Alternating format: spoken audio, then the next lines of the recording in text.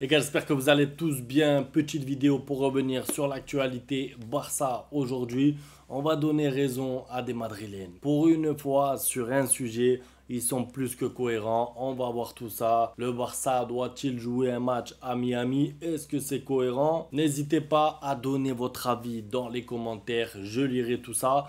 On va commencer rapidement avec les noms des arbitres des matchs de la Liga seront désormais publiés la veille du match avant 16 h. Vous imaginez bien pourquoi c'est fait. C'est parce que la pression mise sur les arbitres, les reportages. Rappelez-vous les reportages de la saison dernière, Real Madrid TV, à chaque fois qu'il y avait un classico, mais pas que, même pour les rencontres contre des plus petites équipes de Liga, il y avait les fameux reportages avec de la pression mise sur les arbitres. Donc, ça donnera moins de temps aux télés, aux médias espagnols de faire soit des articles, soit des reportages. Alors bien sûr, il y en aura quand même, mais moins. Parce qu'en fait, le match arrive déjà le lendemain. C'est compliqué de savoir qui est l'arbitre, faire le reportage rapidement, mettre la pression sur les arbitres, tout ça en même pas 24 heures. Si moi, j'avais à choisir quelque chose d'idéal, c'est ne même pas révéler qui est l'arbitre du match. Parce qu'en vrai, ça sert à rien. On sait que c'est des arbitres espagnols, on sait qu'ils arbitrent en Liga, on sait qu'il y aura un arbitre central, des arbitres de touche,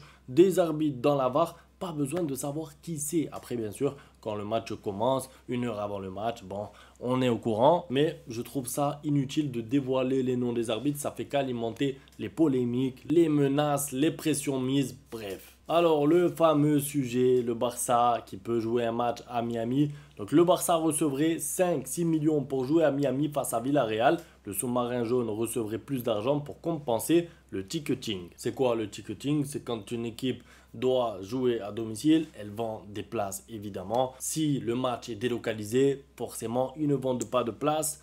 Pour compenser, ils gagneraient un peu plus. Maintenant, ce sujet, le Real Madrid bien sûr a réagi. Ils ne sont pas d'accord du tout. Le Real Madrid rejette officiellement la tenue hors d'Espagne du match Villarreal-Barça. Et pourquoi je vous dis que je suis d'accord avec eux? Laissez-moi argumenter. Parce que je sais qu'il y en a qui vont me penser, ah, tu dis ça parce que tu as envie d'aller dans le sens des supporters du Real Madrid pour te faire bien voir. Je pense que ceux qui me connaissent ici savent que je m'en fous de me faire bien voir par les Madrilènes ou pas, que ce soit Twitter, YouTube. Et quand il y a un débrief à faire sur le Real, on est là, on bagarre. Donc, je suis objectif. Déjà, moi, à la base, je suis contre ça. Je suis contre l'idée de délocaliser un match parce qu'en fait, c'est... Vous allez me dire c'est exceptionnel. Ça va arriver une fois. C'est qu'une fois dans la saison.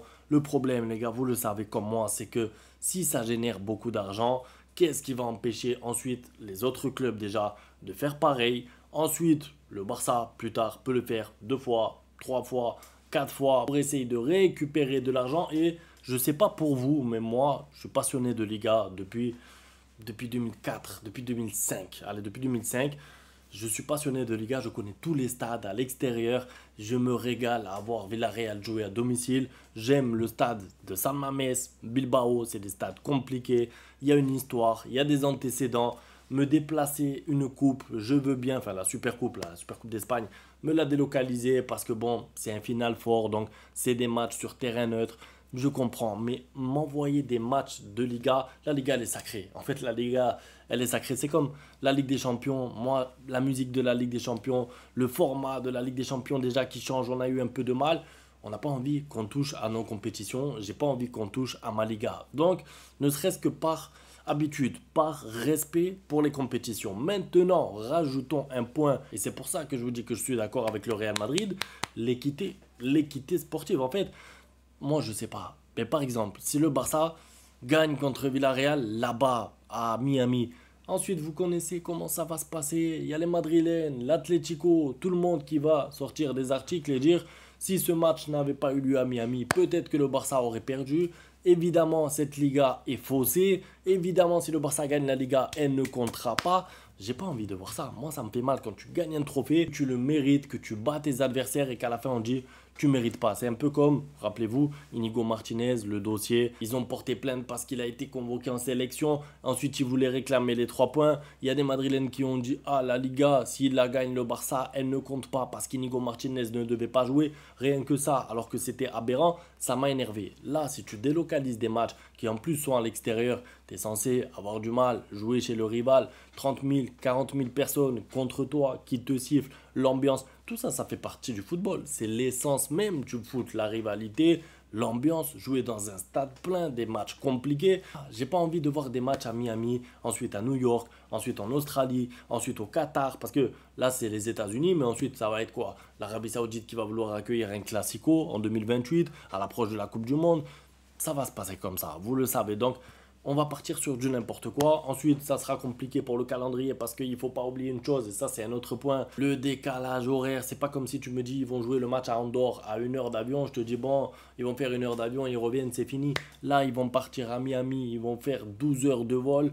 La chaleur, l'humidité, parce que c'est la 17e journée, ça tombe quand? À peu près mois de janvier, mois de décembre je crois. Donc il fait froid, c'est l'hiver, tu vas jouer à Miami, il fait chaud, c'est l'été.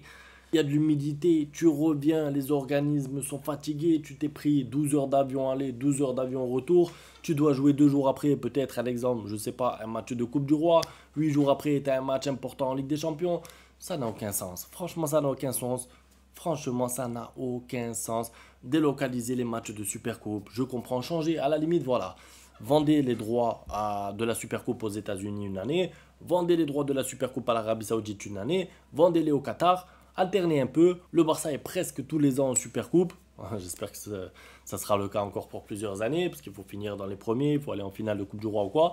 Mais ne commencez pas à vouloir délocaliser des journées de Liga, la 17e ou la 25e ou la 42e, m'en fous. Ma Liga, j'ai pas envie qu'on y touche, les matchs aller, les matchs retour. Déjà là, je vous le dis, hein, sincèrement, jouer 3 matchs d'affilée à l'extérieur, parce que le Camp Nou est en construction, c'est pas que c'est fausser l'équité sportive, c'est qu'en fait au match retour tu auras plus de matchs à domicile, tu commences la saison, tu as de suite que des matchs à l'extérieur, déjà à cause de la Porta, tu demandes une faveur à la Liga, ils t'aident, ils acceptent, parce qu'ils auraient pu refuser, et tu aurais joué des matchs là dans ton stade pourri, tu aurais perdu de l'argent sur l'année parce que tu aurais vendu moins de places.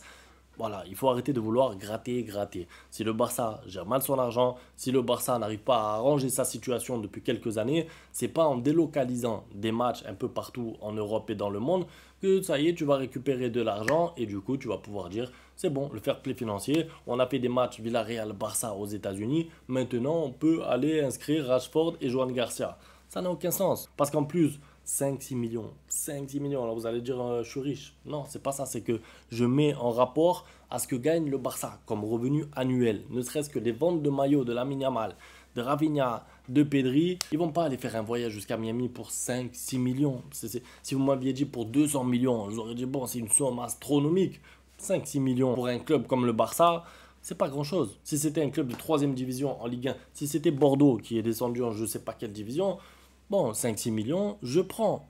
Mais c'est pas le cas, on parle du Barça. Et c'est pour ça, pour revenir un petit peu sur ça, que je trouve que le Real Madrid a raison de faire un communiqué, a raison de protester, si on peut dire ça comme ça, parce que l'équité sportive, c'est que le Real Madrid joue 38 journées, le Barça joue 38 journées, et les deux équipes jouent le même nombre de matchs à domicile et à l'extérieur. Si demain, il y a l'Atlético Madrid qui joue 6 matchs à l'extérieur et tout le reste sur terrain neutre, on va se plaindre, on va râler, on va dire c'est pas normal. Et ben c'est pareil, je veux la même chose pour le Barça, l'équité sportive, tout simplement. Marcus Rashford devrait manquer le match contre Mallorca en raison de problèmes d'inscription. La priorité est d'inscrire Joan Garcia dont l'inscription est également incertaine.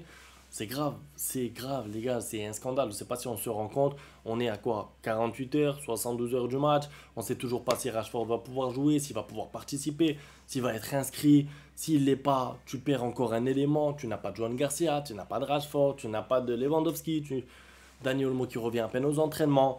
Tu commences la première journée, tu as déjà des incertitudes sur des joueurs qui devraient être inscrits depuis un mois. C'est pour ça que de temps en temps, j'en veux pas trop à Dani Olmo sur la saison dernière parce que lui, il était un peu dans le même contexte, voire pire, ça a duré 2 semaines, vous vous rappelez. Ensuite, bon, lui, il a enchaîné les blessures, c'est encore différent. Mais Rashford et Joan Garcia, je sais que le club parle avec eux, je sais qu'il est tranquillisé. Je ne m'inquiète pas vraiment sur le long terme, mais sur les premières journées de Liga, comme je vous ai dit, vous jouez à Majorque, vous jouez au Rayo Vallecano. C'est des matchs où tu dois gagner, tu as besoin de tes meilleurs éléments, tu n'as pas envie de forcer sur les mêmes joueurs parce que tu n'as pas beaucoup de profondeur de banc depuis cette blessure de Lewandowski. Donc, tu as besoin d'un Rashford, tu as besoin d'un joueur qui peut remplacer Ferran Torres en cours de match et tu l'as pas. En tout cas, pas pour l'instant. Et on est en 2025 et je parle encore de la même chose que 2023. Rappelez-vous, Gundogan, pas Gundogan. Joe Félix, pas Joe Félix. Cancelo, pas Cancelo. L'année dernière, Daniel Mo, pas Daniel Mo. Et là, on est là, 2025, 14 août, 13 août, pardon. Et je vous parle du Rashford, John Garcia vont-ils être inscrits à temps? C'est grave. Bon, c'est tout pour la vidéo en tout cas. C'était pour vous partager un peu mon avis sur cette histoire de match délocalisé à Miami. Je lirai vos commentaires. Un grand merci à tous pour le soutien. Ciao.